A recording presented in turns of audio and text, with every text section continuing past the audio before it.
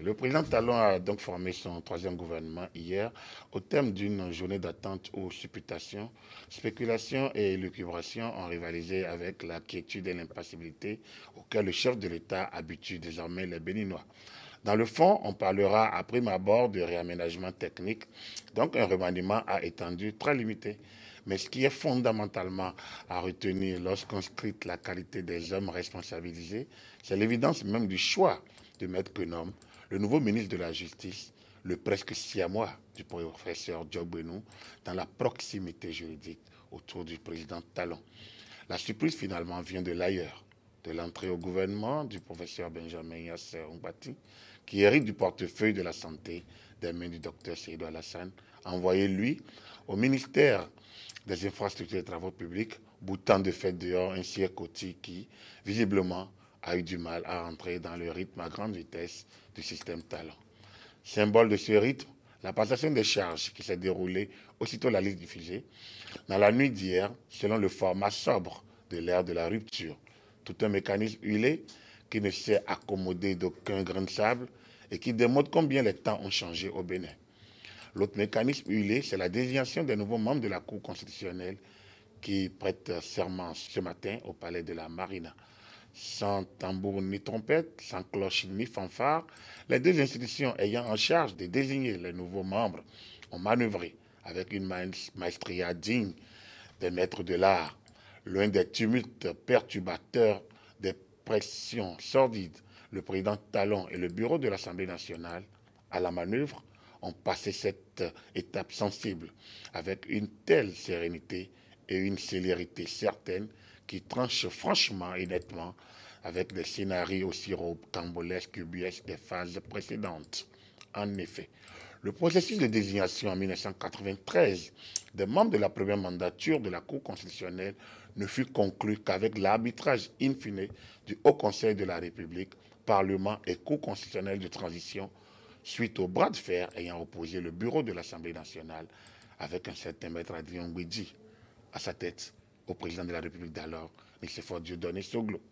La pompe de discorde, c'est la nomination par le bureau du Parlement du président Hubert Maga, à qui Nicéphore Soglo déniait la qualité de personnalité de haute renommée, ainsi que la nomination de Mme Elisabeth Poyon, dont le statut de magistrat fut mis en doute pour raison de retraite.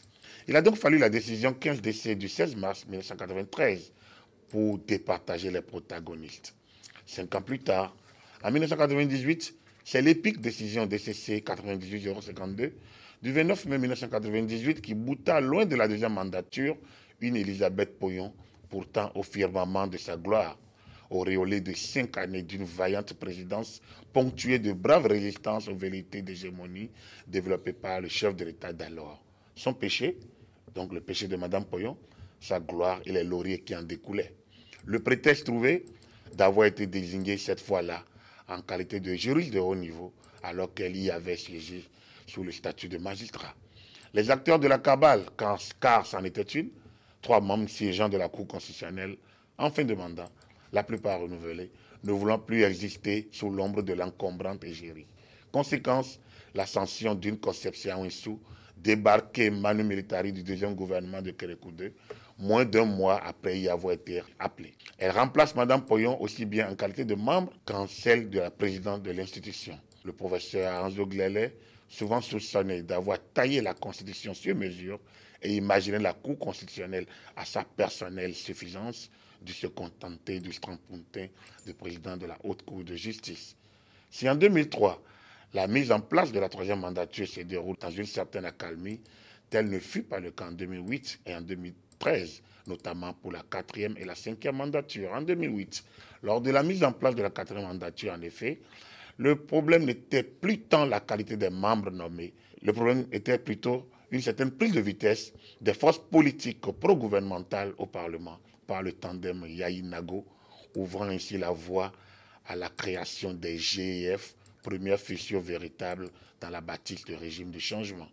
En 2013, c'est le désamour entre Maître Robert Dossou, qui proclama pourtant le chaos présidentiel, Boni Yahi, qui ouvre la voie royale à la très enviée présidence de l'institution au professeur Théodore Olo, l'un des pères fondateurs de la Constitution de 1990. Inutile d'évoquer le cas Akbou, qui, lui, aura eu le mérite de prêter serment en qualité de conseiller pour ne plus siéger dans l'institution, frappé par un recours concernant ses 15 ans d'ancienneté professionnelle. Comme on peut donc le constater, la mise en place de chaque mandature de la Cour constitutionnelle a donné lieu à une petite histoire faite de trahison, de protestation, de décisions contestables, donc de jeux d'acteurs ou tout simplement de béninoiserie. L'histoire retiendra donc que, contrairement à Kérékou, qui a dû attendre un second mandat et un environnement politico-social favorable pour installer une Cour constitutionnelle sans contestation ni anecdote, en 2003, Talon, lui, n'aura eu besoin que de 2 ans pour huiler sa machine et réussir là où tous ses prédécesseurs ont échoué. Rien de plus dangereux en politique qu'une impasse. L'habileté des gouvernements consiste à s'assurer toujours une issue, écrivait Émile de Girardin.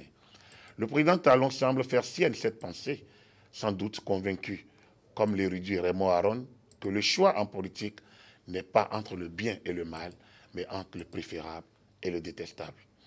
Ainsi libéré des méandres sinueux, des compromis et compromissions, réalité de l'antre des chapelles politiques béninoises, le capitaine Talon du navire bénin traverse les vagues sans coup férir, droit dans ses bottes, la situation sous contrôle.